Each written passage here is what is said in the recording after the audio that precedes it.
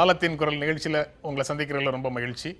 இன்றைக்கு இந்த நிகழ்ச்சியில் என்னோடு உரையாடுவதற்காக காங்கிரஸ் கட்சியின் ஜோதிமணி அவர்களும், அனைத்து இந்திய அண்ணா திராவிட முன்னேற்ற கழகத்தின் மருது அழகராஜ் அவர்களும், தமிழ் தேசிய விடுதலை இயக்கத்தின் தியாகு அவர்களும், கோவை அரங்கிலிருந்து பாரதிய ஜனதா கட்சியின் எஸ்ஆர் சேகர் அவர்களும், நெடுவாசலில் இருந்து ஹைட்ரோ கார்பன் திட்ட எதிர்ப்பு குழுவின் ராம்குமார் அவர்களும் என்னோடு இணைகிறார்கள்.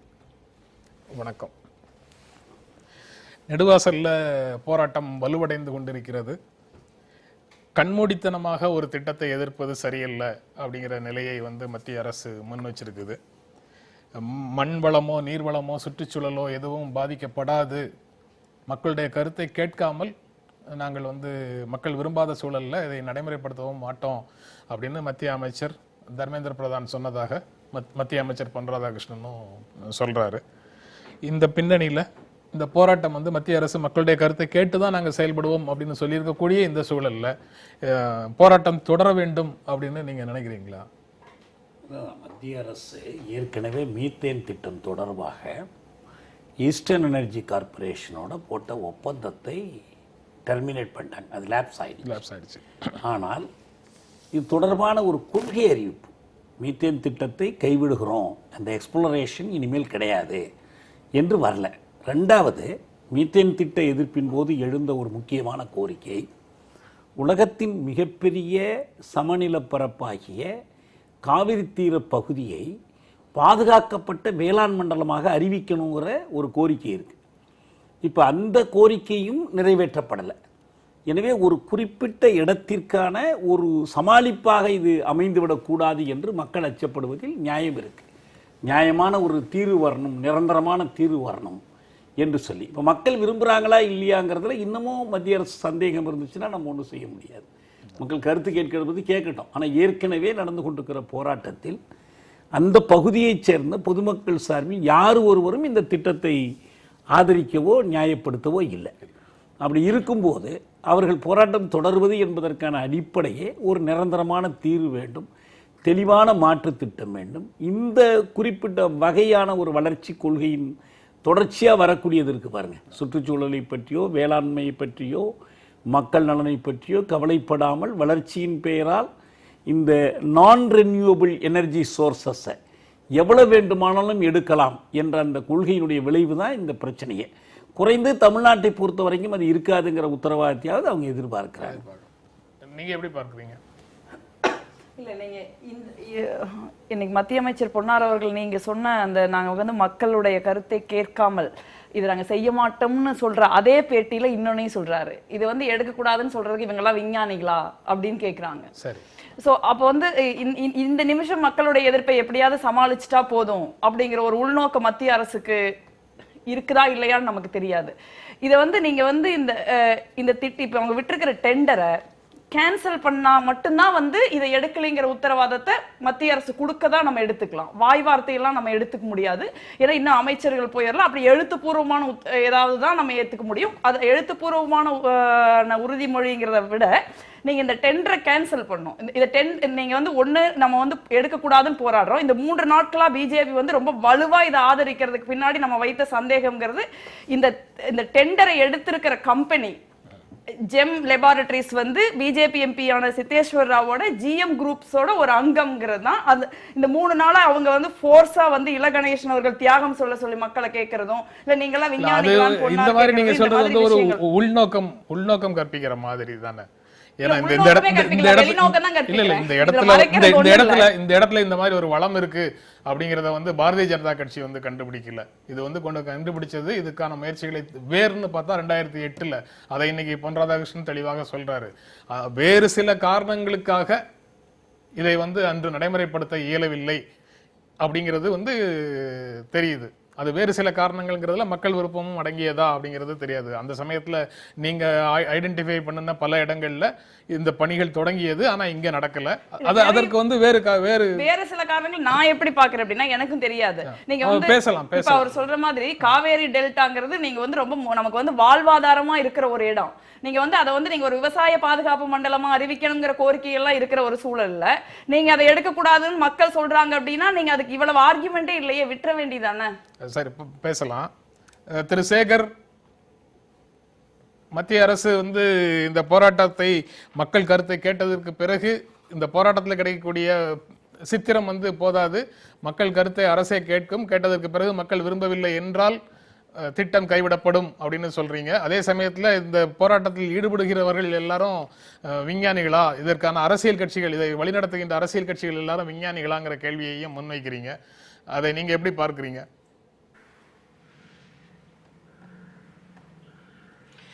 இல்லை, இப்போ இந்த இந்த விஷயத்தை பொறுத்த மட்டும் நாம் வந்து ஏற்கனவே நீங்கள் சொன்னீங்க 2008 இது வந்து போடப்பட்டது காங்கிரஸ் அரசால், பின்னால் வந்து வரிசையாக வந்திருக்கு. இப்போ அந்த நெடுவாசல் கிராமத்தை சேர்ந்த மக்கள் இதற்காக போராடுகிறார்கள். பொன் ராதாகிருஷ்ணன் அவர்களெல்லாம் விஞ்ஞானியார் கேட்டார். ஒரு தொலைக்காட்சியில் ஒரு பெண்ணிடம் லைவ் இன்டர்வியூ அங்கே நடக்குது, லைவ் இதே மாதிரி 8 to 10 ப்ரோக்ராமு, நேற்றைக்கு முன்தினம். அதில் ஒரு பெண்ணிட்ட வந்து அந்த இது இவருக்கு நடுவர் கேட்குறாரு, இது வந்து ஃபீட்டஸில் இருக்கிற குழந்தையை அழிச்சிரும், எங்களுக்கு புற்றுநோய் வந்துவிடும், நாங்கள் கை கால் விளங்காமல் போயிடுவோம். இப்படி அந்த பெண்ணுக்கு தெரிகிறது என்று சொன்னால் இந்த திட்டத்தை பற்றி எவ்வளவு தூரத்துக்கு நெகட்டிவாக பேசப்பட்டு இருக்கிறது, அல்லது சொன்னவருக்கு இந்த திட்டத்தை பற்றி தெரியாமல் இருக்கிறது என்று தெரிகிறது. ஆக விஞ்ஞானியா என்று கேட்டதுக்கு காரணம் இது நாம எல்லாருமே கூகுளில் சர்ச் பண்ணி இதுக்கான pros and cons, environmental hazard, health hazard எல்லாம் பார்த்து நாம ஒரு முடிவுக்கு வந்து நாம சொல்றோம். ஆனா இந்த நெடுவாசலில் எடுத்துக்கொண்டிருக்கிற கேஸ் அங்க இருக்கக்கூடிய மக்கள் எங்களிடமிருந்து நிலத்தை அரசு கையகப்படுத்தும் போது இது போன்ற ஹைட்ரோ கார்பன் திட்டத்துக்காக கையகப்படுத்துகிறோம் என்று உண்மையை சொல்லவில்லை, வேறு வேறு காரணங்களை சொல்லி நிலத்தை கையகப்படுத்தினார்கள் அங்க இருக்கக்கூடிய போராட்டத்தில் ஈடுபடக்கூடிய பெண்கள், சாதாரண பெண்கள் சொல்றாங்க. அதுல ஏதேனும் உண்மை இல்லையா? இல்லை இல்ல இல்ல இல்ல, நான் அங்க போகல, நான் அதையும் சொல்றேன். 163 அந்த பக்கத்துல ஏன் போக மாட்டேங்கிறீங்க? அதுவும் மக்கள் முன்னால வைக்கக்கூடிய கருத்து தானே அப்படின்னு கேக்குறேன். இல்ல, அதைத்தான் நாம ரொம்ப கிளியரா என்ன சொல்றோம்னு கேட்டீங்கன்னா, இப்ப கூடங்குளத்துல இதே மாதிரி பிரச்சனை வருகின்ற போது அதற்கு காரணமே இதனுடைய நல்லது கெடுதலே அந்த பகுதி மக்களுக்கு சொல்லவே இல்லை. அதனால சொன்னவர்கள் எல்லாம் இதை பற்றி மிக மிக பயமுறுத்துகின்ற மோசமான விஷயங்களை சொன்னார்கள். மக்கள் நம்பினார்கள். போராட்டம் நடந்தது, அரசால சரி செய்ய முடியல. இப்பயுமே என்னுடைய கருவில் இருக்கக்கூடிய குழந்தை ஊனமாகி போய்விடும், எனக்கு புற்றுநோய் வந்து விடுகின்ற அளவிற்கு சொன்னவர்கள் சொல்லி இருக்கிறார்கள். ஆனால் செயல்படுத்த வேண்டிய அரசு யாரு? அன்றைக்கு அந்த பகுதியில் இருக்கக்கூடிய எம்எல்ஏ, எல்லாத்துக்கும் தான் சொல்லி இருக்கிறவங்க. அந்த பகுதியில் அன்றைக்கு இருந்த காங்கிரஸ் எம்பி ப. சிதம்பரம் அவர்கள், அதற்கு பின்னால திமுக எம்பி. ஏன் சொல்றேன்னு கேட்டா, மக்கள் பிரதிநிதியா இருக்கிறவர்களுக்கு சாலையில வீடு கட்டுறப்ப ஒரு வண்டி மணலை கொண்டு போட்டோம்னா கவுன்சிலர் வந்து காசு வாங்க வந்துடுறாருல, அது மட்டும் போப்பம் முடிக்கிறது, வாசனை அடிக்கிறது இல்ல. அப்ப இந்த ONGC இருந்து கொண்டு இறக்குற உடனே அவங்களுக்கு தெரியும்ல நல்லது கெடுதல், உடனே அதை பற்றி விழிப்புணர்வு சொல்லவோ எதிர்ப்பு தெரிவிக்கோ தெரிந்திருக்கலாம்ல. ஒன்றுமே சொல்லாமல் உங்களுடைய இந்த எதிர்ப்பு செலக்டிவாக ஏன் இப்ப வந்தது?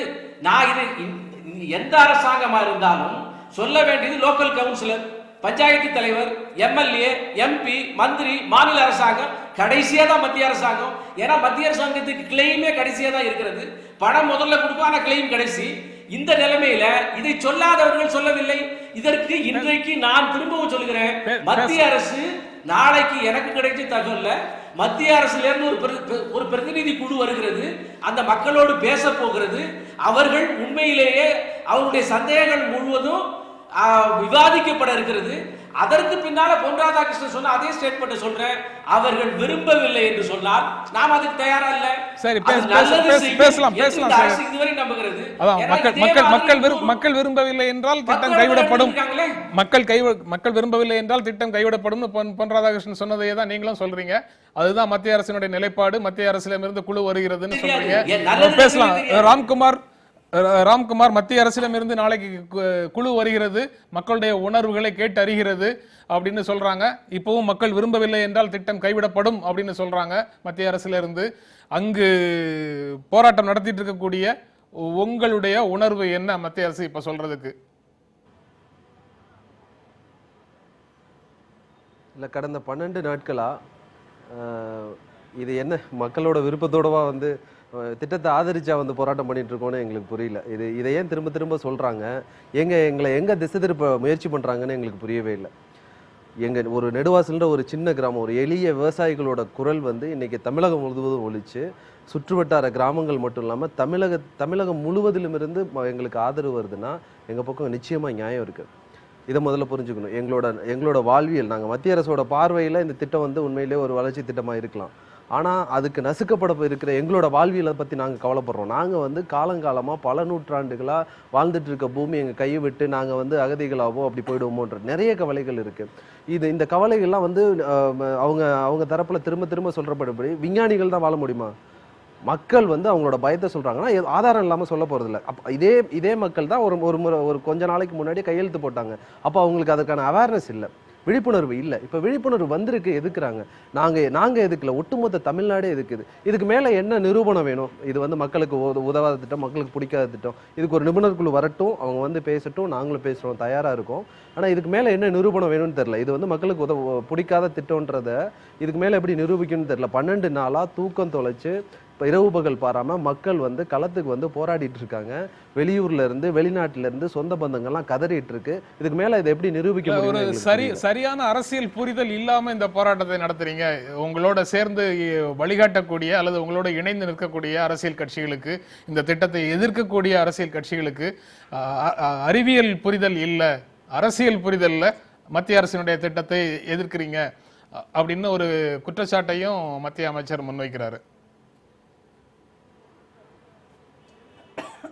ஒரு முக்கியமான விஷயத்தை தெளிவுபடுத்திக்க விரும்புகிறோம். இது எந்த அரசியல் கட்சியோட சார்பிலையும் எந்த அரசியல் கட்சியோட உதவியிலையும் நடக்கல. எங்களுக்கு அனைவரும் ஆதரவு தெரிவிச்சிருக்காங்க. அனைத்து தரப்பும் அனைத்து இயக்கங்களும் ஆதரவு தெரிவிச்சிருக்கு. அவங்களுக்கு நாங்கள் நன்றி கடன் பட்டிருக்கோம். இது முழுக்க எங்கள் பகுதி, எங்கள் நெடுவாசல் மற்றும் சுற்றுவட்டாரத்திலேருந்தே 500க்கும் மேற்பட்ட இளைஞர்கள், என்ஜினியர்கள் வந்து வெளிநாடுகளில், கல்ஃப் கண்ட்ரீஸில் ஆயில் அண்ட் கேஸ் நிறுவனத்தில் பணிபுரிகிறாங்க.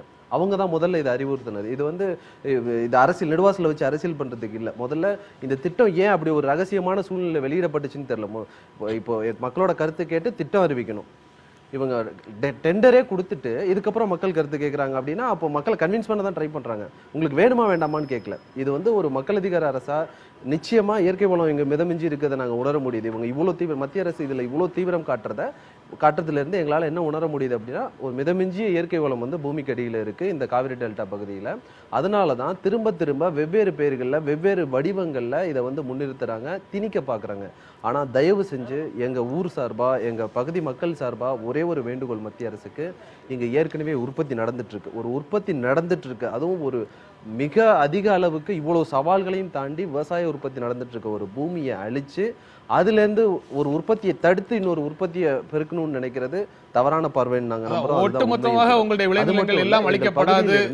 இது வந்து 120 × 120 சதுர மீட்டருக்குள்ள, சதுர கிலோமீட்டர், 120 மீட்டர் × 120 மீட்டருக்குள்ள இந்த தேவை முடிந்துவிடும் அப்படின்லாம் அரசு தரப்புல இருந்து சொல்லியிருக்கிறாங்க. நம்ம விரிவாக பேசலாம். சேகர், நீங்க குறுக்கிட விரும்புறீங்க, ஆனா அரங்கத்துக்குள்ள இருக்கிற அழகுராஜிட்ட பேசிட்டு திரும்ப வரேன் உங்ககிட்ட.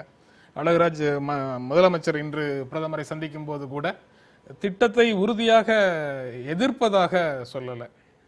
மாநில அரசினுடைய ஒப்புதல் இன்றி நிறைவேற்றக்கூடாது, ONGC அடுத்த கட்ட நடவடிக்கைகளுக்குள்ள போகக்கூடாது, மக்களுடைய கருத்து அறியாமல் திட்டம் செயல்படுத்தக்கூடாது அப்படிங்கிற மாதிரி ஒரு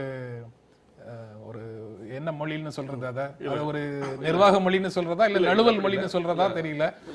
முதலமைச்சராக தேர்வு செய்யப்பட்டதற்கு பிறகு முதன்முறையாக தலைநகருக்கு சென்றிருக்கக்கூடிய முதலமைச்சர் கடுமையான எதிர்ப்பை பிரதமரிடம் தெரிவித்திருக்கிறார்.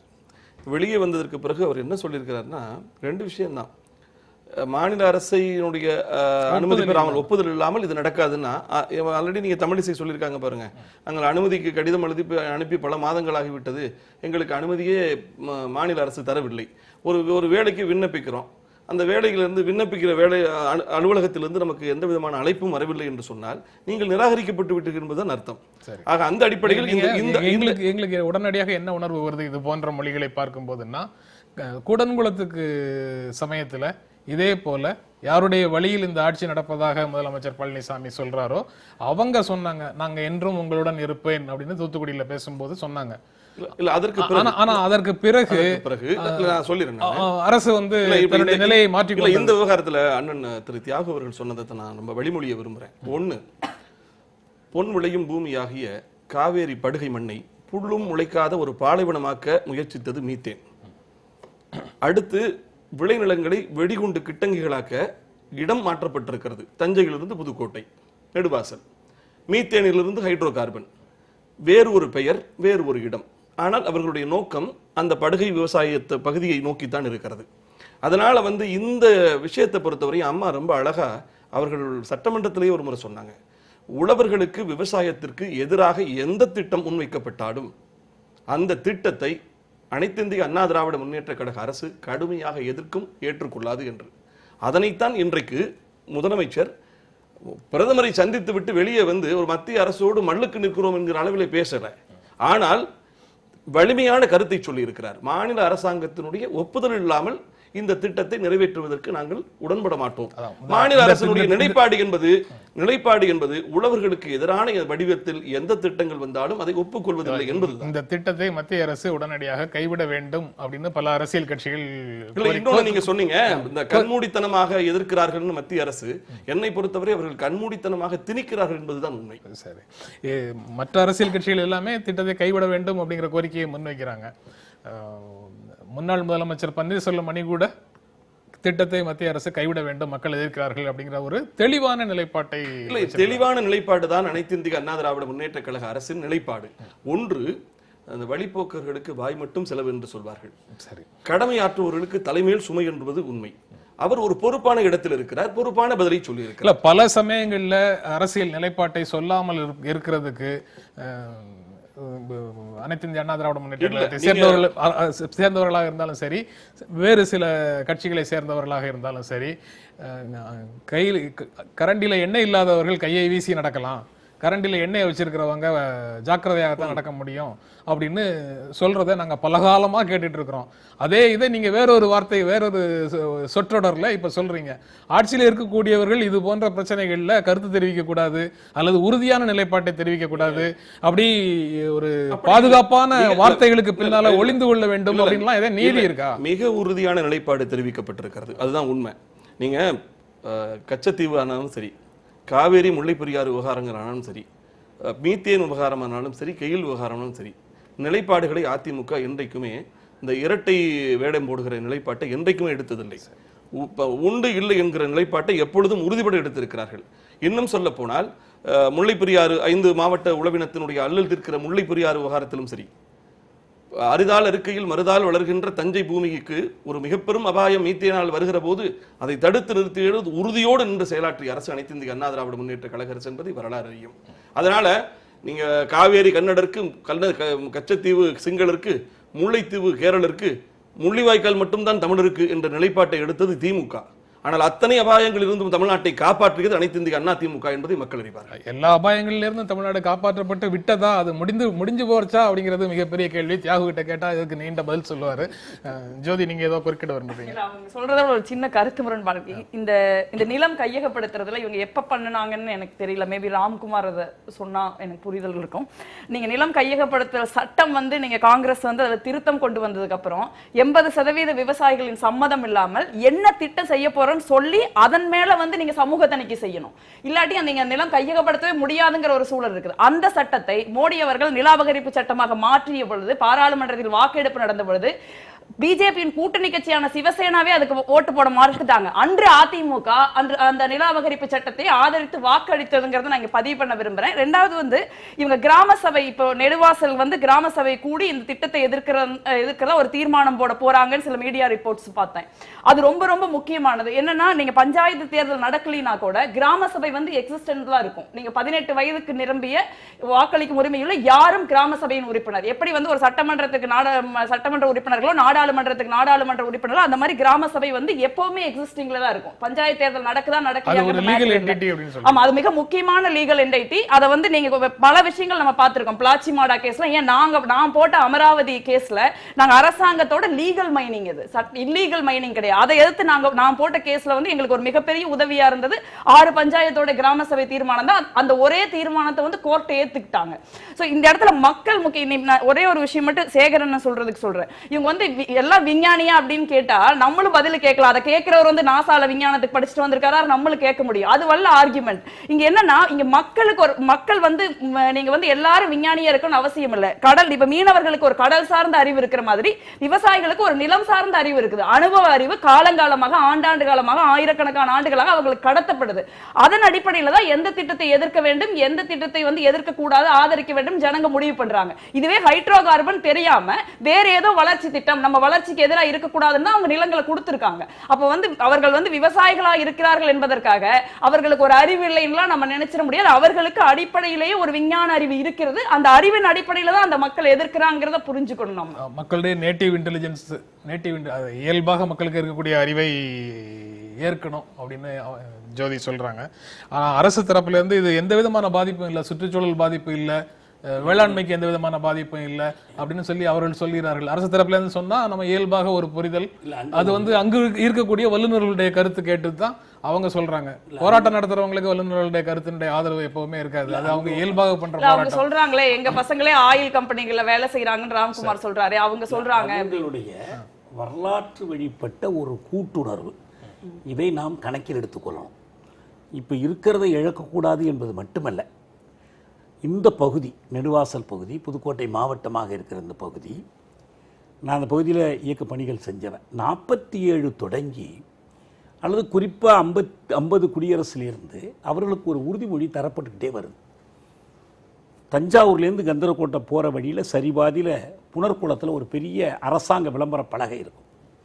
அது என்ன சொல்லணும்னா, புன்சையை நன்சையாக்கவும் புதுகையை தஞ்சையாக்கவும் காவிரி தண்ணீர் தங்கள் பகுதிக்கு கொண்டு வரப்பட வேண்டும் என்பது புதுகை மக்களுடைய நெடுநாளைய கோரிக்கை. இப்போ ஏற்கனவே இருக்கிற காவிரி தண்ணீரையும் கூடுதலாக பறித்து கொண்ட நீரையும் பயன்படுத்தி கர்நாடகம் தன்னுடைய ஆயக்கட்டை பெரிய அளவில் விரிவுபடுத்தி இருக்கு, நமக்கு நல்லா தெரியும். இப்போ நமக்கு இங்கே ஏற்கனவே இந்த ஆயக்கட்டு சுருங்கி இருக்கு. ஆனால் நம்முடைய கனவு, தமிழ்நாட்டுடைய முக்கியமான கனவு, காவிரி தண்ணீரை தமிழ்நாடு முழுவதும் குடிநீருக்கு பயன்படுத்துகிறோம், அது வேறு செய்தி. ஆனால் பக்கத்தில் இருக்கிற புதுக்கோட்டைக்கு இப்போ ஏற்கனவே ஒரு கல்லணை கால்வாய் வெட்டினதுனால ஒரு பகுதிக்கு போகுது, அது புத்தாறு வழியாக போகுது. இப்போ இங்கே வந்து ஒன்றுமே கிடையாது. அந்த பகுதி மக்கள் இந்த கூடுதலான இதை எதிர்பார்த்து கொண்டிருக்கிற போது தஞ்சைக்கு வந்த ஆபத்து இப்போ அங்கேயும் வந்துடுச்சு. ஏன்னா தஞ்சை என்ன ஆயிடுச்சு, நன்சை புன்சையாகி தஞ்சை புதுகை ஆயிடுச்சு. புதுகை தஞ்சையாவதற்கு பதிலாக இப்போ இதனுடைய விரிவாக்கமாகத்தான் இதையெல்லாம் நம்ம பார்க்கணும். அந்த வரலாற்று கூட்டுணர்வு, ஒரு வறட்சி பகுதிக்குரிய மக்கள் அரும்பாடுபட்டு அங்கே வேளாண் பண்ணிக்கிட்டு இருக்கிறாங்க. அதையும் கெடுத்து அவங்க தஞ்சையை கெடுக்க பார்த்தார்கள். இப்போ அதனுடைய நீட்சியாகத்தான் இதை பார்க்கணும். அதனால தான் அந்த காவிரி பகுதியினுடைய அந்த சமநிலப்பரப்பினுடைய வேளாண் பாதுகாப்பு மண்டலத்திற்கான சட்டம் இயற்ற வேண்டும். தமிழக அரசு அதுக்கு சட்டம் இயற்றணும். அந்த பாதுகாப்பு மண்டலமாக இயற்றும் போது தான் இந்த வளர்ச்சி என்கிற பெயரில் வரக்கூடிய இதுக்கெல்லாம் தடை வரும். உங்களுக்கு இப்போ காரைக்காலில் இதே பிரச்சனை இருக்கு. 31 இடங்கள் இந்தியா பூரா ஐடென்டிஃபை பண்ணல, இந்த 2 இடம் இருக்குது. இப்போ என்ன இதில் முக்கியமான செய்தின்னா, ஏற்கனவே நரிமணம், கமலாபுரம், வேறு பல பகுதிகளில் இயற்கை வாயு, பெட்ரோல் இதெல்லாம் பண்ணாங்க. இப்போ தமிழ்நாட்டுக்கு இதில் ஒரு லாபமும் இல்லை. இப்போ தமிழ்நாட்டுக்கு இதில் பார்த்தாகணும், யார் காவிரி நீரை வழிமறிக்கிறானோ அவனுக்கு லாபம்ங்கிற சொல்ல நீங்களும் பயன்படுத்த. லாபம்னா நன்மைங்கிற அர்த்தம். நான் மன்னிக்கிறேன், லாபம் வேண்டாம். மத்திய அரசும் பொன் ராதாகிருஷ்ணன் அதே நன்மை தான். மக்களுக்கு லாபமா நஷ்டமா மக்களுக்கு நான் கூடுதல் நன்மையா தீமையாங்கிறது அவரும் பயன்படுத்தல, நீங்களும் இங்க அதே சொல்ல பயன்படுத்தணும். இல்ல வேணாம். நான் ஒரு அடிப்படை கண்ணோட்டத்தில் சொல்றேன். அதாவது என்ன சொல்றேன்னா, காவிரி உரிமை பறிக்கப்பட்டிருக்குது, வேளாண்மைக்கும் ஆபத்து வருகிறது என்றால், இப்போ காவிரி தண்ணி வரல, வேளாண்மையும் நடக்கலை. வேளாண்மையும் நடக்காத இடத்துல என்ன பண்ணலாம்? மத்திய கிழக்கு பாலைவனங்களைப் போல எண்ணெய் வயல்களை தோண்டிக்கிட்டே போகலாம். ஏற்கனவே காவிரி பாய்ந்த பகுதிகளில் இன்னைக்கு இந்த இது பூரா ஆயிரக்கணக்கான ஆண்டுகளில் hydro carbon, methane, hydro carbon, ethane, petroleum, இது எல்லாமே ஒரே கூட்டுப்பொருள் தான். வெவ்வேறு மூலக்கூறில் அணு விகிதம் மாறுபடுது. ஹைட்ரஜன் ப்ளஸ் கார்பன், அவ்வளவுதான். எடுக்கிற முறையில் தான் வேறுபாடு இருக்குது. இதில் உங்களுக்கு வந்து மீத்தேன் எடுக்கும்போது நிலக்கரி படிமங்களை உடைத்து எடுக்கிறதுனால அந்த ஃப்ராக்சரிங் பண்ணுறாங்க. இது வந்து இன்னும் கொஞ்சம் ஆழமாக போய் சேற்று நிலத்தோடு கலந்துருக்கிற வாயு. எப்படி பார்த்தாலும் இந்த வழிமுறைகள் மிகப்பெரிய சுற்றுச்சூழல் சேதத்தை ஏற்படுத்தும் என்பதற்கு அமெரிக்காவில் ஒஹையோ மாநிலத்தில் அறிவியல் அறிஞர்கள் ஆராய்ச்சி செய்து கொடுத்துருக்கிற அறிக்கை. இன்னும் சொல்ல போனால் அவங்க இன்னும் என்ன சொல்லியிருக்காங்கன்னா, மேன் இன்டியூஸ்டு எர்த்குவேக்ஸ் வருது இதனால. இப்போ அந்த பகுதிகள் பூரா அந்த வேலை திட்டத்தை நிறுத்திக்கிட்டு இருக்கிறாங்க. ஹைட்ரோ கார்பன் வெல்த்தை சேமித்து வச்சுக்கிறாங்க. இந்த பாதிப்பு இல்லாத பகுதியில் போய் எடுத்துக்கிட்டோம். நம்ம அது எடுக்கவே வேண்டாம்னு சொல்ல, நமக்கும் கேஸ் வேணும், நமக்கும் வண்டி ஓடணும். பேசலாம். சேகர், ராம்குமார் ரெண்டு பேருமே குறுக்கிட விரும்புறீங்க. சேகர், நீங்க முதல்ல பதில் சொல்லுங்க. இல்லை, நானே இந்த நம்மளுடைய சகோதரி ஜோதிமணி வந்து ரொம்ப முதலை கண்ணீரும் நீலி கண்ணீரும் வலித்து அந்த நெடுவாசல் மக்கள் மீது ரொம்ப கவலை கொண்டார்கள். 2008 ஏற்பட்ட இந்த விஷயத்துல வரிசையா நான் முடிச்சிடறேன், நீங்க அப்புறம் நிறைய 2008 அதனால இப்ப வளம் இருக்கிறது என்பதை கண்டுபிடிச்சாங்க. 2008 வளம் இருக்குங்கிறத கண்டுபிடிச்சாங்க. ஆனா இந்த திட்டத்தை நடைமுறைப்படுத்துவது அப்படிங்கிற முடிவை நீங்க வந்ததுக்கு அப்புறம் தான் அதுக்கப்புறம் வரிசை. அதாவது இல்ல, காங்கிரஸையே குறை சொல்றதுக்கு நீங்க விட்டுட்டு போயிருங்க, நாங்களே ஆண்டுகிறோம். அங்க கண்டுபிடிச்சதுனால தான் நடைமுறைப்படுத்துறதுக்கு வர்றோம். இப்ப செலக்டிவாக நான் இருங்கம்மா. 2016 அக்டோபர் மாசம் 16ஆம் தேதி நக்கீரல்ல ஒரு செய்தி, இல்ல நக்கீரல்ல ஒரு செய்தி. அந்த செய்தியில ONGC நிறுவனத்துக்கு ஆதரவாக CITU AITU போராட்டம். திருவாரூர் கலெக்டர் ஆபீஸ் முன்னால 150 பேர் கைது. மீத்தேன் எடுப்பதை தடுத்து நிறுத்தக்கூடாது, ஆயிரக்கணக்கானவர்கள் வேலை இழக்கிறார்கள். யாரு தலைமையில? கீழ்வேளூர் முன்னாள் எம்எல்ஏ மாலி, நாகை மாவட்ட முன்னாள் எம்எல்ஏ மாரிமுத்து, நாகை மாவட்ட முன்னாள் MP செல்வராஜ், இவர்கள் எல்லாம் இதற்கு ஆதரவாக போராடுகிறார்கள். எப்ப? 6 மாசத்துக்கு முன்னால. அப்போ ஒரு நடவடிக்கை.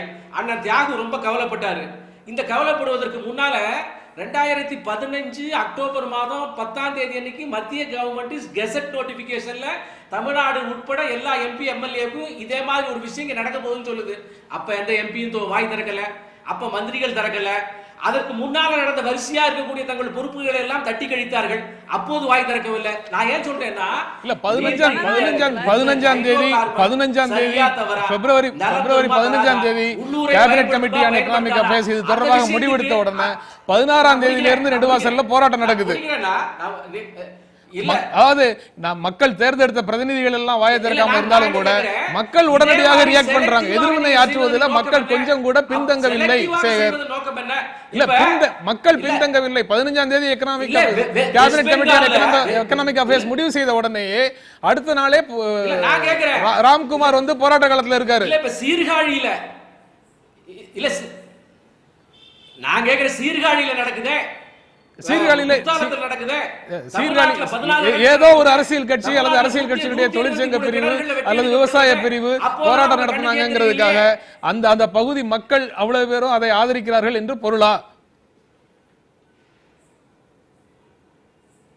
இல்ல நான் என்ன கேக்குறேன், அன்றைக்கு இப்ப நான் கேக்குறது அந்த மக்கள்கிட்ட நான் பேசவே இல்லை. நான் பேசுவது ராம்குமார் சொன்னாரு, கையெழுத்து போட்டார்கள் அன்றைக்கு, இன்றைக்கு தான் உண்மை தெரிகிறது. என்ன உண்மை தெரிகிறது? ஃபீட்டஸுக்குள்ள இருக்கிற குழந்தை வந்து குணமாகி போகும், புற்றுநோய் வரும். இது யார் சொல்லி கொடுத்தா? இது எப்படி அவங்களுக்கு தெரியும்? இப்படி ஒரு உண்மை இருக்கிறதா? இப்படி ஏதாவது வந்திருக்கிறதா? இப்படி ஏற்கனவே இருக்கிற இடங்கள்ல இதே மாதிரி கேட்கலாம். சேகர், ராம்குமார் என்ன சொல்றாரு கேட்கலாம். ராம்குமார் நீங்க சொல்லுங்க.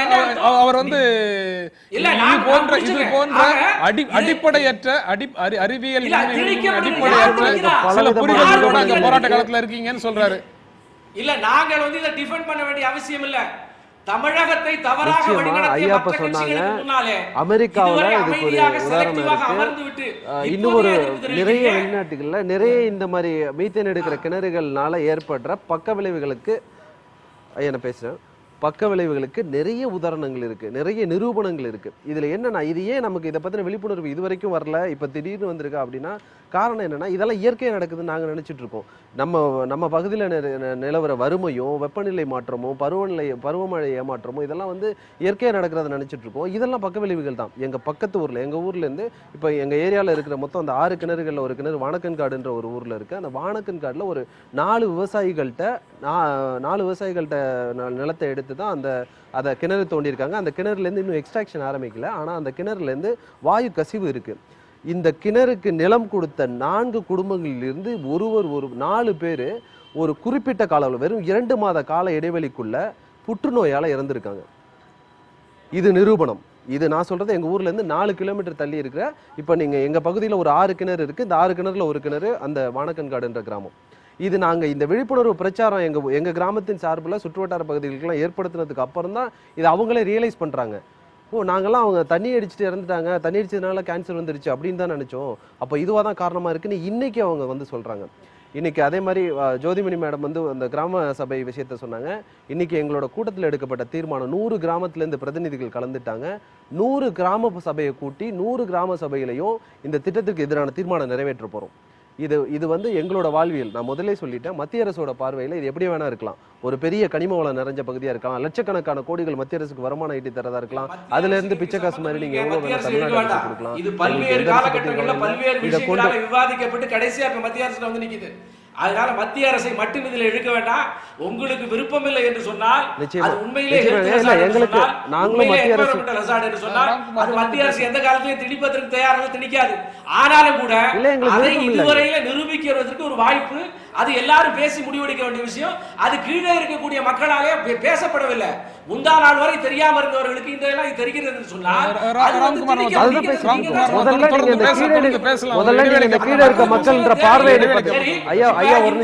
ஒரு இடைவெளிக்கு பிறகு தொடர்ந்து பேசலாம். 10 லட்சம் பெண்கள் அடுப்பூதும் 10 லட்சம் பெண்கள் அடுப்பூதும் 10 லட்சம் பெண்கள் நுரையீரல் புற்றுநோயால் எடுக்கிறார்கள். நுரையீரல் புற்றுநோயால் ஒரு இடைவெளிக்கு பிறகு தொடர்ந்து பேசலாம். கரி அடுப்புனாலும் விறகு அடுப்புனாலும் எரிகிறார்கள். இந்தியா முழுவதும் மற்ற இடங்கள் எடுக்கப்பட்ட கேஸ் தான் நம்ம வீட்டுல எரியுது. அழகராஜ், போராட்டத்துக்கான அனுமதி வாங்க வந்த இளைஞர்களை, அந்த பகுதி மக்களை போலீஸ் கைது செய்தது அப்படின்னு ஒரு செய்தி இருந்தது. போராட்டத்தை, அதாவது திட்டத்துக்கு மக்களுடைய போராட்டத்தை ஆதரிக்கிற ஒரு மனநிலையில் இருக்கக்கூடிய ஒரு அரசு அனுமதி கேட்க வந்தவர்களை கைது செய்தது அப்படிங்கறத எப்படி புரிஞ்சுக்கிறது? செய்தி எனக்கு புதிதாக இருக்கிறது. தொடர்ந்து போராட்டங்கள் அங்கே நடந்து கொண்டிருக்கிறது. அங்கே உரிய காவல்துறை பாதுகாப்பு தரப்பட்டிருக்கிறது. பல கட்சியை சார்ந்தவர்கள் அங்கே சென்று பங்கேற்று பேசுகிறார்கள். திரைக்கலைஞர்கள் போகிறாங்க, சமூக ஆர்வலர்கள் போகிறாங்க. அப்படி ஒன்றும் எனக்கு தெரியல. ஒன்று. இன்னொன்று வந்து இந்த விவகாரத்தை பொறுத்தவரை 2006ஆம் ஆண்டு திராவிட முன்னேற்ற கழகத்தினுடைய மத்திய அமைச்சர், சுற்றுச்சூழல் அமைச்சராக இருந்த அலைக்கற்றை புகழ் ஆண்டிமுத்து ராசா காலம் தொடங்கி, அதற்கு பிறகு ஜெயராம் ரமேஷ் காலம் தொடங்கி காங்கிரசும் திமுகவும் இணைந்து அந்த ஸ்பெக்ட்ரம் கூட்டணி தான் இந்த திட்டத்திற்கு அத்தனை வகையிலும் வித்திட்டது. இன்றைக்கு எதிர்ப்பு கிளம்பி இருக்கிற போது புதுக்கோட்டை மக்களை பொறுத்தவரை ஏற்கனவே ஒரு பாராளுமன்ற உரிமையை இழந்துவிட்டு ஒரு போராட்டம் முன்னெடுக்க முயற்சித்து அது முனைமழுங்கப்பட்டது. ஒரு இந்திய விடுதலை போராட்டத்தில் திருப்பு முனைகளுக்கெல்லாம் இருப்பிடம் கொடுத்த ஒரு மண் புதுக்கோட்டை. அந்த புதுக்கோட்டை மக்களுடைய அந்த பாராளுமன்ற தொகுதியே அபாலிஷ் செய்யப்பட்டது. அப்பவே அந்த மக்கள் ரொம்ப புழுங்கி போயிருந்த நிலையில இப்பொழுது குறைஞ்சபட்சம் அந்த உழவினம் ஒரு விளைநிலங்களை வைத்து பிழைக்கக்கூடிய அடிப்படை வாழ்வாதாரத்திலேயே அடிமடிகளை கை வைக்கிற மாதிரி இந்த ஹைட்ரோ கார்பன் திட்டத்தை பொறுத்தவரை மக்கள் எழுச்சியாக, தன்னெழுச்சியாக, எப்படி மஞ்சு விரட்டுக்காக ஒரு போராட்டம் உருவானதோ, தன்னெழுச்சியாக உருவான போராட்டம் மரபு பண்பாட்டை காப்பதற்கு போராட்ட களங்கள் உருவானது போல இன்றைக்கு மண்ணை மீட்பதற்காக அந்த போராட்டம் உருவாகி இருக்கிறது. இந்த அரசு எந்த விதத்திலும் அவர்களை அடக்கவோ ஒடுக்கவோ அச்சுறுத்தவோ முயற்சிக்கவில்லை என்பது உண்மை. காரணம், அந்த திட்டத்தையே இந்த அரசு ஏற்கவில்லை. பலகாலமாக மத்திய அரசு அனுமதி கேட்டபோது கூட அனுமதி கொடுக்கவில்லை. எனவே இந்த மாநில அரசின் மீது எந்த விதத்திலும் அனைத்து இந்திய அண்ணா திராவிட முன்னேற்ற கழக அரசின் மீது இந்த விவகாரத்தில் குற்றம் சுமத்தினால் அது பச்சை அரசியலை தவிர அது உண்மை இல்லை. காரைக்கால்ல இதே திட்டம் நெடுவாசல் மாதிரியே இருக்கு. பாண்டிச்சேரி முதலமைச்சர் வந்து ரொம்ப வெளிப்படையா நான் விட மாட்டேன், முடியாது அப்படின்னு சொல்றாரு. ஏன் வந்து அதை தமிழக முதலமைச்சர் சொல்ல மாட்டேங்கிறாங்க? இல்ல, அவர் சொல்றாரு உண்மைதான். தமிழ்நாடு முதலமைச்சர் அப்படி சொல்லணும் அப்படின்னு ஒரு எதிர்பார்ப்பு போராடக்கூடியவர்களிடத்துல இருக்குங்கிறதையும் என்னால புரிஞ்சுக்க முடியுது. ஆனா இதையெல்லாம் தனித்தனியாக நெடுவாசல் பிரச்சனைக்கான அரசியல் நிலைப்பாடு அப்படின்னு தனித்தனியாக பார்க்க முடியுமா? காங்கிரஸ் கட்சியோ அனைத்து இந்திய அண்ணா திராவிட காங்கிரஸ் கட்சியோ அனைத்து இந்திய அண்ணா திராவிட முன்னேற்ற கழகமோ இது மாதிரியான வளர்ச்சி திட்டங்கள் குறித்து என்ன பார்வை வச்சிருக்குது? இது மாதிரியான பெருந்திட்டங்கள், நதிநீர் இணைப்பு அப்படின்ற மாதிரியான பெருந்திட்டங்கள் குறித்து என்ன பார்வை வச்சிருக்குது? இது எல்லாம் வந்து அந்தந்த பகுதி மக்களுடைய வாழ்க்கையை முற்றிலுமாக தலைகீழாக புரட்டி போடும், இடம்பெயர செய்யும் அப்படிங்கிற மாதிரி சூழல் வந்தால் அதற்கெல்லாம் அந்த மக்கள் தியாகம் செய்ய வேண்டுமா? அந்த மக்கள் தியாகம் செய்ய வேண்டுமா அப்படிங்கிற கேள்விகளுக்கு எல்லாம் காங்கிரஸ் கட்சியோ அனைத்து இந்திய அண்ணா திராவிட முன்னேற்ற கழகமோ ஒரு தெளிவான நிலை இருந்ததுன்னா உங்க வார்த்தைகள் மேல எங்களுக்கு சந்தேகமே வராது. ஆனா நீங்க இது எதுலயுமே சரியான நிலைப்பாடை சொல்லாம தனித்தனியாக குறிப்பிட்ட பிரச்சனைகள்ல மட்டும் இது போன்ற நிலைப்பாடுகளை சொன்னீங்கன்னா உங்க அந்த அறிவிப்பிலேயே எங்களுக்கு நம்பகத்தன்மை வரலன்னு சொல்லுங்க. அதுக்கு சொல்லுங்க அனைத்து இந்திய அண்ணா திராவிட முன்னேற்ற கழகத்தை எனக்கு தெரியாது. காங்கிரஸ் கட்சி பொறுத்த வரைக்கும் நான் அவர்ட்ட கேக்குறேன், நீங்க ரெண்டு பேரும் சேர்ந்துருக்கீங்க, உங்க ரெண்டு பேரும் நிலம் கையகப்படுத்தல் சட்டத்தை கொண்டு வர்றப்பவே நீங்க வந்து அரசு கிட்ட இருந்த அதிகாரத்தை, கார்ப்பரேட் நிறுவனங்களிடம் இருந்த அதிகாரத்தை மக்கள் கைக்கு காங்கிரஸ் கட்சி மாத்திருச்சு. அந்த பார்வைங்கிறதே வந்து இந்த மாதிரியான திட்டங்களை இனிமேல் அரசுகளோ பெருநிறுவனத்தின் முதலாளிகளோ முடிவு செய்ய மாட்டார்கள், மக்கள் தான் முடிவு செய்வார்கள்ங்கிறது அந்த சட்டமே. காங்கிரஸ் கட்சியோட நிலைப்பாடுங்கிறது இப்ப 80% மக்களும் சோசியல் ஆடிட்டும் இல்லாத எந்த ஒரு திட்டமும், அது என்ன நாட்டுக்கு வளர்ச்சி வந்தாலும் சரி, அதை மக்களை தியாகம் பண்ணுங்க அப்படின்னு எல்லாம் வந்து பிஜேபி சொல்ற மாதிரியோ இல்ல வேற யாரோ சொல்ற மாதிரி எல்லாம் கோர முடியாது. ஐக்கிய முற்போக்கு கூட்டணி ஆட்சியில இதே மாதிரியான சிக்கல்களை எதிர்த்து போராடக்கூடிய மக்கள் நிறைந்த வேறு சில பகுதிகளில் வான்வழி தாக்குதல் நடத்தியாவது அந்த போராட்டத்தை ஒடுக்குவதற்கான முயற்சிகள் மேற்கொள்ளப்படும் அப்படின்னு காங்கிரஸ் அமைச்சர்கள் சொன்ன செய்திகள் எல்லாம் இருக்குது. நீங்க மாவோயிஸ்டுகள் நடத்துகிற போராட்டத்திற்கும் மக்கள் நடத்தி அதை நீங்க விவாதிக்கலாம்னா நான் 4 மணி நேரம் கூட விவாதிக்க தயாரா இருக்கேன். மாவோயிஸ்டுகள் ஆயுதம் தாங்கி போராடுகிறார்கள்.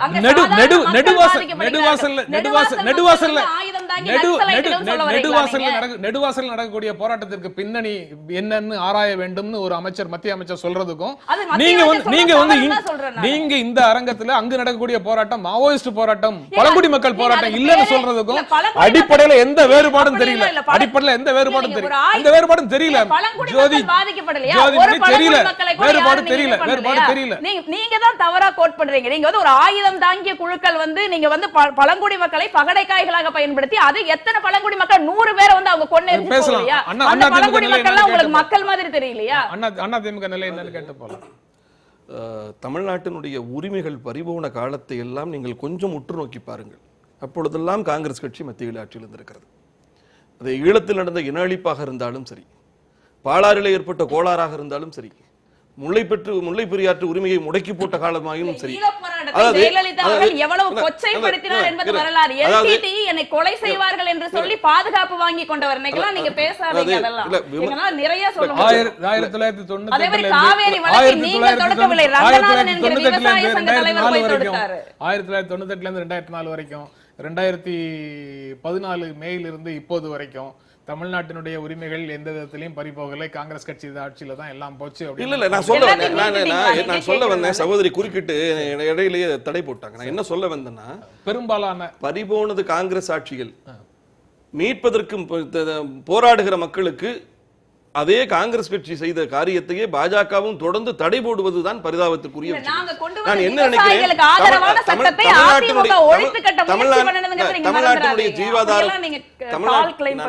தமிழ்நாட்டினுடைய ஜீவாதார விவகாரங்கள் என்று சொன்னால் காவியும் கதரும் ஒன்றாகவே இருக்கிறது என்பதுதான் எங்களுடைய பார்வை. இல்ல இந்த நான் சொல்ற நிலம் கையகப்படுத்த சட்டப்படி பண்ணிருந்தா இந்த நிலத்தை கையகப்படுத்தி இருக்க முடியாதுல்ல. அத ஏன் நீங்க அந்த சட்டம் இருக்க கூடாதுன்னு அதிமுக நினைக்குது? இப்ப நெடுவாசல் மக்கள் தங்களுடைய ஜீவாதாரத்தை தற்காத்துக் கொள்ள மக்கள் ஒன்று கூடி போராடுகிறார்கள். மத்திய அமைச்சர்கள் தொடங்கி நாட்டினுடைய தேசிய இயக்கமான பாஜகவினுடைய பிரபல தலைவர்கள் எல்லாம் என்ன சொல்றாங்கன்னு பாத்தீங்கன்னா, அவர்கள் விஞ்ஞானிகளான ஒருவர் கண்மூடித்தனமாக எதிர்ப்பது தவறு, விமர்சனங்கள் எல்லாம் மக்கள் உணர்வுகளுக்கு மாறாகவே பேசுகிறார்கள். ஒண்ணு வேணா, நீரியல் விரிசல் முறையில தான் இந்த ஹைட்ரோ கார்பன் எடுக்க போறாங்க. ஹைட்ரோ கார்பனுக்கு அனுமதி வாங்கிட்டா அதுக்குள்ள அந்த மீத்தேன், ஈத்தேன் எல்லாத்துக்குமே இது எப்படின்னு கேட்டீங்கன்னா, ஆணி வேரை அறுப்பதற்கு அனுமதி வாங்கி விட்டு மேல உள்ள வேரெல்லாம் பத்திரமா இருக்கும்னு சொல்ற மாதிரி மிக லாபகமாக புத்திசாலித்தனமாக இந்த நீரியல் விரிசல் முறையில எடுக்கிற போது பக்கத்துல 12 கிலோமீட்டர்ல கடல் இருக்கு. அப்ப தண்ணி மேலே ஏற்றுகிற போது கடல் தண்ணீர் உள்ளே வரும். ஒட்டுமொத்த விளைநிலங்களும் உவடு நிலங்களாக மாறும். ஆக மொத்தத்தில் பார்த்தீங்கன்னா இது ஒரு பாலைவனமாக்க செய்கிற முயற்சி. இந்த முயற்சியை அரசியலை நீங்க குற்ற சுமத்துங்க, அதெல்லாம் வேற. நான் என்ன சொல்ல வர்றேன்னா, எந்த திட்டத்தை மக்களுக்காக கொண்டு வாருங்கள். திட்டத்துக்காக மக்களை வளைக்கவோ அல்லது வசப்படுத்தவோ அல்லது மிரட்டவோ அல்லது ஏமாற்றவோ முயற்சிக்க கூடாது என்பதுதான் எங்களுடைய இவ்வளவு விவாதமே தேவையில்லை. தமிழக முதலமைச்சர் எடுக்க முடியாதுன்னா முடிஞ்சிருச்சு. இவ்வளவு பெரிய விவாதமே இதுக்கு தேவையில்லை. மீத்தேன் திட்டத்தை அப்படித்தான் தடுத்து நிறுத்துறோம். இந்த ஹைட்ரோ கார்பன் திட்டத்தையும் அப்படித்தான் நிறுத்துவோம். அதுல எந்த விதமான மாறுபாடும் இந்த மாதிரி வளர்ச்சி தொடர்பான திட்டங்கள் அடிப்படை கொள்கை தேவைப்படுதுங்கிறதுல திரு எஸ்.ஆர். சேகர் சுட்டிக்காட்டினார். எப்படி சிபிஐ சிபிஎம் தொழிற்சங்க அமைப்புகளே இப்படி போராடினார்கள் என்பதை பற்றியெல்லாம். விஞ்ஞானிகளாங்கிற கேள்வியை பிறகு இல்ல விஞ்ஞானிகளா என்ற கேள்வியை தோழர் தா. பாண்டியன் கூடங்குளம் மக்களை நோக்கி எழுப்பினார். நான் கூட பதில் சொன்னேன், நீங்க அச்சுதானந்தனை நோக்கி அதை எழுப்புங்கள்னு சொன்னேன். ஏன்னா அதில் அவங்க நிலைப்பாடுகளில் முரண்பாடுகள் இருக்கு என்பதெல்லாம் சரிதான். அந்த விமர்சனத்தை நாம் மறுக்க முடியாது. இங்கே தேவைப்படுவது அரசினுடைய வளர்ச்சி கொள்கை, வளர்ச்சி என்கிற அந்த மாயை குறித்து. இந்த வளர்ச்சி என்பது விவசாயிகளின் தற்கொலைக்கு இட்டு சென்றிருக்கிற வளர்ச்சி.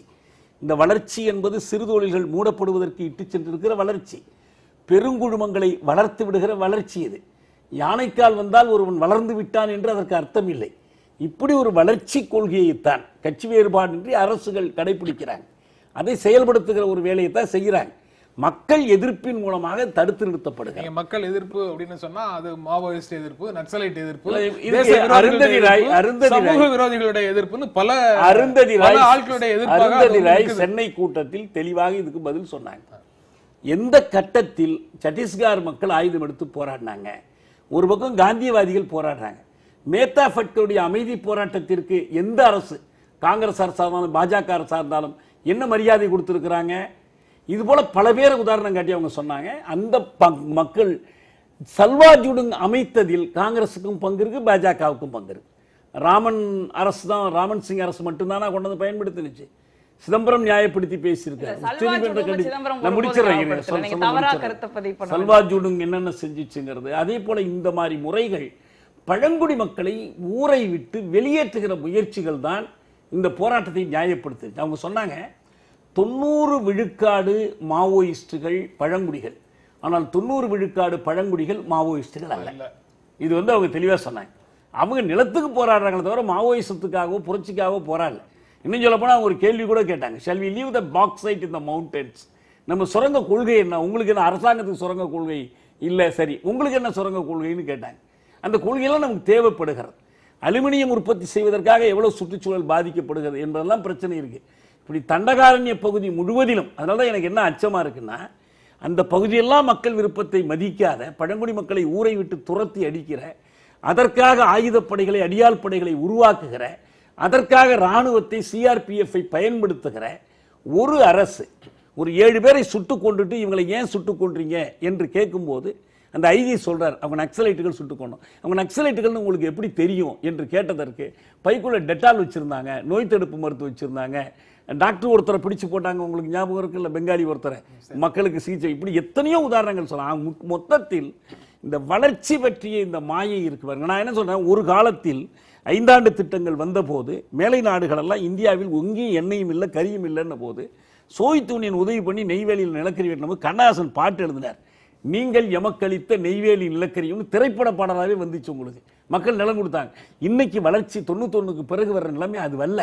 இல்ல அதை அப்ப இருந்த அரசியல் தலைமை மக்களை வென்றெடுப்பதற்கான நம்பகத்தன்மையோட இருந்தது. இப்ப நம்பகத்தன்மை இல்ல. இப்ப பல காரணங்கள் இருக்கு. உங்களுக்கு கண்மூடித்தனமாக இயற்கை வளங்களை சுரண்டுகிறது பேசணும். அதாவது மக்களை வென்றெடுக்கக்கூடிய தலைமையாக, மக்களை வென்றெடுக்கக்கூடிய நம்பகத்தன்மை கொண்ட தலைமையாக இன்று அரசியல் தலைமையில் இல்லாதனாலதான் பல பகுதிகளில் இந்த முரண்பாடு வருதா?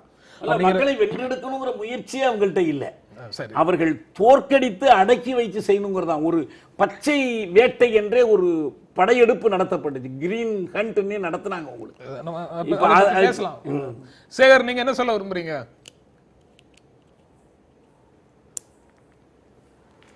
இல்லை, இப்போ நான் ரொம்ப ரொம்ப கிளியராக ஒரு திட்டத்தை கொண்டு வருகின்ற போது அந்த திட்டத்தினுடைய சாதக பாதகங்கள் அந்த உள்ளூர் மக்களிடையே விவாதிக்கப்பட்டு அதன் மூலமாக அவர்கள் ஏற்றுக்கொண்டு அதற்கு ஒப்புதல் கொடுத்து வருமையானால் அதற்கான பிரச்சனையே இல்லை. ஆனால் அதற்கு முன்னால் பல்வேறு ஆவணங்கள், பல்வேறு டாக்குமெண்ட்ஸில் அந்த ஊர் மக்களுக்கு சொல்லப்பட்டதாக சொல்லப்படுகிறது. ஆனால் இதை சொல்ல வேண்டிய இந்த திட்டத்தை பற்றி சொல்ல வேண்டிய, இந்த திட்டத்தை பற்றி தெரிந்திருந்தும் சொல்லாமல் விட்ட அந்த மாதிரி எம்எல்ஏ எம்பிக்கள் எல்லாம் இந்த திட்டத்தை இன்று எதிர்க்கிறார்கள். நேற்றைக்கு தான் எம்எல்ஏவாகவும் எம்பியாகவும் மந்திரியாகவும் இருந்தபோது இந்த திட்டத்தை கண்ணு முன்னாலே வருவதை பார்த்து கொண்டிருந்தவர்கள் இன்றைக்கு எதிர்க்கிறார்கள்.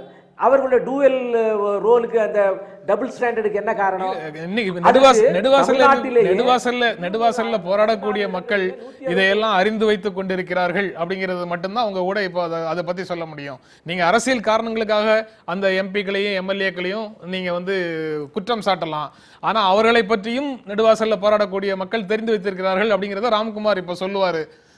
ராம்குமார், எந்தெந்த காலகட்டத்தில் இதற்கான பணிகள் தொடங்கப்பட்டது, இப்போ இந்த நிலைக்கு வந்ததற்கு பிறகும் நீங்க இடையில உண்டான நபர்களை இடையில யார் யாரெல்லாம் செயல்படவில்லை அல்லது யார் யாரெல்லாம் செயல்பட்டார்கள்ங்கிறது உங்களுக்கு தெரிஞ்சுதானே இந்த காலத்துல இருக்கிறீங்க?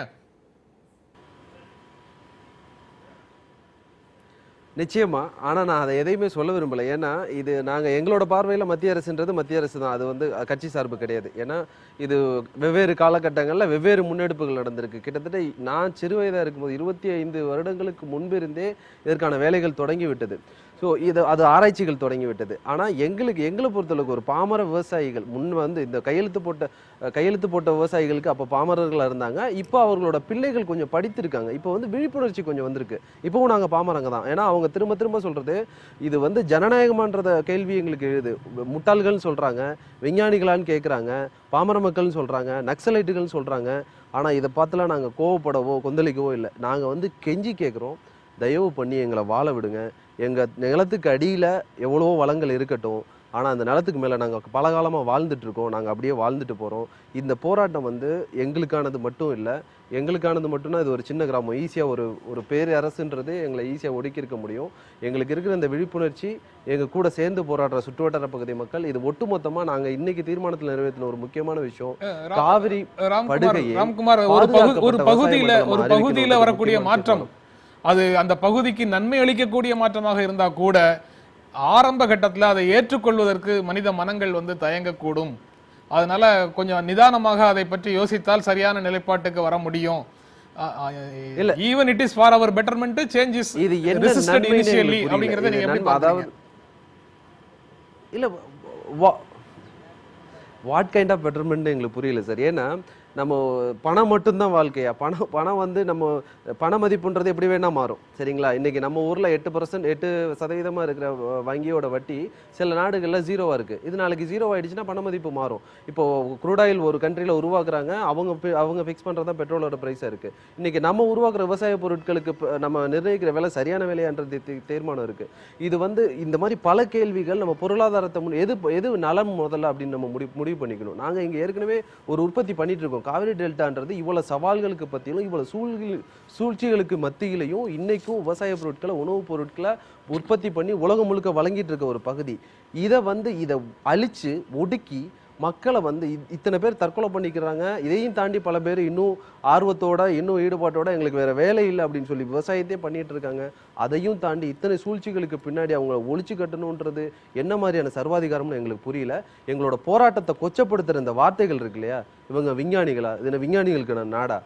பொதுமக்களுக்கான நாடு தானே, மக்களாட்சி தானே நடக்குது. விஞ்ஞானிகள் தான் எதிர்த்து பேசணுமா? விஞ்ஞானிகள் தான் கேள்வி கேட்கணுமா? எங்களோட கேள்விகளுக்கு பின்னாடி, எங்களுடைய போராட்டங்களுக்கு பின்னாடி நியாயம் இருக்கு. தயவு செஞ்சு அதை புரிஞ்சுக்கோங்க. மக்களோட மனநிலைய, உணர்வுகளை கொச்சப்படுத்தாதீங்க. இது எங்களோட முதல் கோரிக்கை, சரிங்களா? நாங்கள் நிரந்தரமான தீர்வு இன்னைக்கு எங்கள் கூட்டத்தில், எங்கள் சுற்றுவட்டார பகுதி கூட்டத்தில் ஏற்படப்பட்ட முக்கியமான தீர்மானம், காவிரி டெல்டாவை பாதுகாக்கப்பட்ட விவசாய மண்டலமாக மத்திய அரசும் மாநில அரசும் அறிவிக்கணும். அதில் நாங்கள் தீர்க்கமாக இருக்கோம். அதுதான் எங்கள் போராட்டத்தோட முடிவு. அதை நோக்கி நாங்கள் பயணிச்சுட்டு இருக்கோம். அதுக்கு ஒட்டுமொத்த இளைஞர்களும் மாணவர்களும் தமிழ்நாடே அதற்கான உறுதிமொழி, அதற்கான நடவடிக்கை மத்திய அரசுல இருந்து வர்ற வரைக்கும் உங்களுடைய போராட்டம் தொடரும் என்பது உங்களுடைய கூற்றில இருந்து நாங்க பொருள் கொள்ளலாமா? நான் ராம்ஜி அவர்களுக்கு ஒரு பதில் சொல்லணும். நான் கண்டிப்பாக மாற்று கருத்து இல்லை. ராம்குமார், அப்படி பொருள் கொள்ளலாம்? கண்டிப்பா சொல்லுங்க. சேகர் சொல்லுங்க. அதாவது முதலில் ஒரு கோரிக்கை, அடுத்த ஒரு கோரிக்கை அப்படிங்கிற மாதிரி அவர் சொல்லல. இப்பவே வந்து அந்த பகுதியை பாதுகாக்கப்பட்ட வேளாண் மண்டலமாக அறிவிக்கும் வரை போராட்டம் தொடரும்னு சொல்றாரு. நான் ராம்குமாரனுடைய உணர்வுகளை புரிந்து கொள்கிறேன். ராம்குமார் விவசாய குடும்பத்திலிருந்து வந்து இப்போது படித்த பட்டதாரியாக இருந்து இந்த மாதிரியான ஒரு முன்னேற்றங்கள் வர நான் முடிச்சிடுறேன். இந்த மாதிரியான விஷயங்கள் எல்லாம் தெரிந்து கொண்டிருக்கிறார் என்பது ஒரு பாராட்டுக்குரிய விஷயம். அதே சமயத்தில் 2 விஷயங்களை குறிப்பிட விரும்புகிறேன். ஒன்று, கூடங்குளத்திலே இன்றைக்கு 2000 மெகாவாட் உற்பத்தி செய்து 3000 மெகாவாட்டுக்கான அடிக்கல் நாட்டி 4000 மெகாவாட்டை நோக்கி போய் 2000 மெகாவாட் தமிழகத்துக்கு இப்போது வருகிறது. அதனுடைய காரணமாக இன்றைக்கு ஓரளவுக்கு நம்முடைய பவர் கட் சரியாக இருக்கிறது. இந்த உணர்வுகளை புரிந்து கொண்டவர்கள் இன்றைக்கு கூடங்குளத்தில் எந்த விபத்தும் இல்ல, எந்த பிரச்சனையும் இல்ல, எந்த அளவு எத்தனை முறை அங்க வந்து மெயின்டெனன்ஸ்க்காக மூடுனாங்கங்கறத பற்றி ஏராளமான தகவல்கள் இருக்கு. நான் முடிச்சிரேன் ராம்ஜி, நான் முடிச்சிரேன். ரெண்டாவது விஷயம், உங்களுடைய இறுதியான கருத்தாக சொல்லுங்க. 10 லட்சம் ஒரு அடுப்பு ஊதுகின்ற, நான் முடிச்சிரேன் ராம்ஜி. நான் அவருக்கு பதில் சொல்லிருந்தேன். எனக்கு வாய்ப்பே நீங்க தரல. 4 பேர் கொண்ட சபையில 3 பேர் எனக்கு எதிராக பேசுறது. இது ஒரு உத்தியாக பெரும்பாலான விருந்தினர்கள் இப்ப நடக்கக்கூடிய டாக் ஷோஸ்ல இது போன்ற உத்திகளை பெரும்பாலான விருந்தினர்கள் கடைபிடிக்க தொடங்கிட்டாங்கன்னு நினைக்கிறேன் நான். நீ எனக்கு வாய்ப்பே தரல, நீ வந்து ஒரு பக்கச்சார்போடு நடத்துகிறாய், ஒரு சமநிலை தவறுகிறது அப்படின்னு அடுக்கடுக்காக குற்றச்சாட்டுகளை நிகழ்ச்சி நடத்துவர் மேல வச்சு அவரை முதல்ல நிலைகுலைய வச்சு செய்யறதுன்னு ஒரு முடிவோட இருக்கீங்க போல தெரியும். நான் எக்ஸ்ட்ரா பேச்சு கேட்கல. ஆனால் நான் சொல்லுகின்ற பதில் பாதியிலே நிறுத்தப்படுவதன் காரணமாக முழுமை பெறுவதற்காக நான் அதிக பேசுவதற்காக கேட்கல. ஏற்கனவே முழுமையாக சொல்லுங்க ராம்குமார். உங்களுடைய இறுதியான ஒரே ஒரு நிமிஷம், ஒரு வினாடியில முடிச்சிடுறேன். ராம்குமாருடைய பதிலுக்கு இறுதியான கருத்தை சொல்றேன். இந்தியாவில் 10 லட்சம் பெண்கள் கரியடுப்பு புகையெடுப்பினுடைய காரணமாக நுரையீரல் புற்றுநோயில் ஆண்டுதோறும் இருக்கிறார்கள். 1 கோடி இலவச கேஸ் கொடுப்பதற்காக இன்றைக்கு மோடி அவருடைய அரசு எல்லா ஏழை வறுமை கோட்டு கீழே இருக்கிறவங்க கொடுத்துக்கிட்டு இருக்கோம். இன்றைக்கு நெடுவாசலில் இருக்கக்கூடிய கேஸ் வீட்டிலே உபயோகிப்பவர்கள் கூட ஏதோ ஒரு வாசலில் எடுக்கப்பட்ட கேஸ் தான். இதில் பாதுகாப்பு அம்சங்களும் உடல் சம்பந்தமான நோய் வராமல் தடுக்கின்ற அம்சங்களும் அந்த மக்களுக்கு புரிய வைக்கப்பட்டு அதன் மூலமாக அதை ஏற்றுக்கொண்டால் இந்த அரசு செயல்படும். ஆனால் இவர்களுக்கு மட்டும் அதிகமான பயத்தை வந்திருப்பதற்கு காரணம் இவர்கள் பயமுறுத்தப்பட்டிருக்கிறார்கள். ஏனென்றால் 160 இடங்களில் நடந்து கொண்டிருக்கிற இந்த விஷயத்தில் இதே மாதிரி விஷயங்கள் வரவில்லை. எனவே அவர்களுக்கு சரியான முறையிலே கன்வின்ஸ் பண்ணப்பட்டு இந்த திட்டம் பலனளிக்கும் என்பது உண்மையானால் அவர்கள் அதை ஏற்றுக்கொள்ளட்டும். ஆனால் இந்தியா முழுவதும் பலனளித்துக் கொண்டிருக்கிறது. நெடுவாசல் கிராமத்திலே உபயோகிக்கக்கூடிய கேஸ் ஏதோ ஒரு வாசலில் எடுக்கப்பட்டது. எனவே தங்களுக்கு பாதுகாப்பு அம்சங்கள் உள்ளது என்பதை புரிந்து கொண்டு அவர்கள் இதற்கு ஆதரவு தெரிவிக்க வேண்டும் என கேட்டுக்கொள்கிறேன். நன்றி. அதாவது நிகழ்ச்சியுடைய கடைசி பகுதியில் சேகர் என்னுடைய கன்க்ளூஷனாகவே நான் சொல்லிடுறேன். திரு சேகர் அவர்கள் சொல்ற போது சொன்னாங்க, அடுப்பூதும் பெண்களுக்கு நுரையீரல் புற்றுநோய் வருது, அதனால கேஸ் வேணும் அப்படின்னு சொல்லிட்டு. என்னை பொறுத்தவரை ஒன்று சொல்கிறேன், எரிவாயுவை தந்து விட்டு உழைக்கு அரிசிக்கு எங்கே போவது என்கிற நிலையை நீங்கள் உருவாக்கி விட வேண்டாம். விளைநிலங்களை விட்டு விடுங்கள். வேறு எங்கு வேண்டுமானாலும் ஹைட்ரோ கார்பன் கடலில் எடுக்கலாம், காடுகளில் பாலைவனங்களில் எடுக்கலாம். நிறைய எடுக்கிறதுக்கு நிறைய மாநிலங்களில் வறட்சி பகிர்ந்த பகுதிகள் நிறைய இருக்கு, அங்கே போய் எடுத்துக்கொள்ளலாம். இன்னொன்று வந்து இதில் அரசியல் பேசி இந்த மக்களுடைய போராட்டங்களை திசை திருப்ப முயற்சிப்பதை விட்டுவிட்டு, இந்த கற்பில் சிறந்தவள் கண்ணகியா மாதவியாங்கிறது பிரச்சனை இல்லை, கற்பில் தவறியவன் கோவலன் தான். அதை மட்டும் நம்ம உணர்ந்துக்கிட்டு இந்த விவகாரத்தில் மத்திய அரசின் போக்கு, அது பாஜகவாக இருக்கட்டும் காங்கிரஸாக இருக்கட்டும், மக்களுடைய மனம் அறிந்து மக்களுடைய நிலை அறிந்து இது போன்ற வளர்ச்சி திட்டங்கள் என்ற பெயரிலே வறட்சி திட்டங்களை அமல்படுத்த வேண்டாம் என்பதுதான் எங்களுடைய நிலைப்பாடு. அதாவது ஒவ்வொரு நாடுமே இந்த ஹைட்ரோ கார்பன் சம்பந்தமாக ஒரு பாலிசி வச்சுருக்காங்க. ஹைட்ரோ கார்பன்கிற எல்லாத்துக்கும் நிலக்கரியிலிருந்து பெட்ரோலியத்திலிருந்து இது எடுக்கிற சொன்னால் நெடுங்காலமாகவே உலகில் மிக அதிகமான ஹைட்ரோ கார்பன் படிவுகள் கொண்ட நாடு அமெரிக்கா. ஆனால் அவர்கள் பெரும்பகுதி எடுப்பதில்லை. அவங்க அதற்கு பதிலாக மத்திய கிழக்கிலிருந்து அதை வரவழைக்கிற முறையை வச்சுருந்தாங்க. ஏன்னா இது ஒரு நான் ரெனியூவபிள் எனர்ஜி சோர்ஸ். எடுத்துட்டா திரும்ப முளைக்காது, எடுக்க அது குறைஞ்சி போயிடும். எனவே எதிர்கால தலைமுறைகளை கணக்கில் கொண்டீங்கன்னா அது அதிகமாக இருக்குதுங்கிறதுக்காகவே எடுக்க முடியாது. இப்போ நிலக்கரி இருக்குது, அந்த இடத்த என்ன வேணாலும் பண்ணலாமா? டெல்லியில் கூட கிடைக்கலாம், உடனே டெல்லியில் ஒரு சுரங்கம் தோண்ட முடியாது. சென்னையில் கோட்டை கீழே கூட இருக்கலாம், உடனே சுரங்க முடியாது. ஏன்னா இப்போ நம்ம ஒன்று வச்சுருக்கிறோம் என்னன்னா, இப்போ நகரத்தில் தொழிற்பேட்டைன்னு ஒரு பகுதியை பிரிக்கிறோம், வீடு இருக்கிற எல்லா இடத்துலையுமே வைக்கிறது சொல்லிடுறேன். அதனால வேண்டி இந்திய அரசுக்கு அப்படி ஒரு கொள்கை இருக்கிறதா? அந்த கொள்கை வேணும். விளைநிலம் பல தொடர்பாக விஷயங்கள்ல இருக்கு, பல விஷயம். பழங்குடி மக்கள் வாழ்கிற இடத்துல என்ன செய்யறது? மக்கள் நலம் சார்ந்த கொள்கை வேண்டும். இவர்கள் பெருங்குழும வளர்ச்சிக்காக வகுத்திருக்கிற கொள்கையை வளர்ச்சி என்று நம் தலையில் சுமத்துவதை நாம் ஏற்க முடியாது. இப்ப அழகராஜ் எனவே சொன்ன மாதிரி இந்த அரசை நம்ப முடியாது. மக்கள் நம்புறது நியாயம். கடல்ல எக்ஸ்ப்ளோர் பண்றத பத்தி உங்களுக்கு ஒன்றும் சிக்கல் இல்லையா? இல்ல, அதுல ஒன்றும் சுற்றுச்சூழல் பாதிப்பு இல்லைன்னா சிக்கல். அது வந்து இல்லைன்னா சிக்கல் ஒவ்வொரு இல்லை, துறையிலையும் பார்க்கணும், நம்ம அல்லது குறைந்தபட்ச பாதிப்பு இருக்குதான்னு பார்க்கணும். நம்ம ஏற்கனவே பேசுனது நிறைவாக முடிஞ்சிடுச்சு. ஒரு விஷயம் என்னன்னா, இந்த மக்கள் வந்து அப்பெல்லாம் எல்லா பப்ளிக் ப்ராஜெக்ட்ஸுக்கும் அரசனுடைய திட்டங்களுக்கும் மக்கள் வந்து நிலத்தை முன்வந்து கொடுத்தாங்க. ஆனா இப்ப எந்த இடத்துலனாலும் அது சிக்கல் வருது. கொடுத்த இடம் எல்லாமே இப்ப நம்ம திரும்ப யோசிக்க வேண்டியது. இப்ப நெய்வேலியில் நிலத்தை கொடுத்தோம், சுரங்கம் தோண்டினாங்க, எல்லாம் பண்ணாங்க. கடைசியா நமக்கு மின்சார பற்றாக்குறை இருக்கு. நமக்கு தண்ணி கொடுக்காதவனுக்கு அந்த மின்சாரத்தை கொடுக்கணுங்கிறாங்க. இதுதான் தியாகம் பண்றதுன்னு பேசுறாங்க. தமிழ்நாடு வந்து தியாகம் பண்ணிடணும். நரிமணம் பெட்ரோலுக்கு நமக்கு ராயல்ட்டி கூட கிடையாது, எல்லாத்தையும் எடுத்துட்டு போயிடுவாங்க உங்களுக்கு. ஆனா நமக்கு அங்கிருந்து அது மாதிரி கிடைக்காது. அதாவது நீ அரிசி கொண்டு வா, நான் உமி கொண்டு வரேன், ஊதி ஊதி 2 பேரும் பங்கு போட்டுக்கலாங்கிறதா இந்தியாவில் நம்முடைய நிலைமை. நமக்கு ஒருமைப்பாடு வெறுமைப்பாடாக தான் இருக்கு. இந்த விவசாய நிலத்தை அவங்க நெடுவாசல் மக்களுடைய போராட்டத்தினுடைய மிகப்பெரிய சிறப்பு என்னன்னா, குடங்குளத்தில் போராடுகிற காலத்தில் பக்கத்தில் இருக்கிற நெல்லையிலிருந்து கூட மாணவர்கள் போய், இளைஞர்கள் போய் அதை ஆதரிச்சு இயங்கல. ஆனால் இப்போ நெடுவாசல் போராட்டம் ஒரு தமிழின போராட்டமாக உணர்வு பெற்றவர்களுடைய போராட்டமாக வளர்ந்திருக்கிறது. அது காவிரி பகுதியை பாதுகாக்கப்பட்ட ஒரு விளைநில பகுதியை அறிவிக்கிற வரைக்கும், வேளாண் மண்டலமாக அறிவிக்கிற வரைக்கும் தொடரும் என்ற ராம்குமாருடைய அறிவிப்பு நம்பிக்கை அளிக்கிறது. இந்த போராட்டம் தொடரணும், எல்லோருடைய ஆதரவும் அதற்கு உண்டு. இந்த நிகழ்ச்சியில் பங்கேற்று உங்களுடைய கருத்துக்களை பகிர்ந்து கொண்டதற்கு எங்கள் நெஞ்சார்ந்த நன்றி. ராம்குமார், சேகர் இருவருக்கும் நன்றி.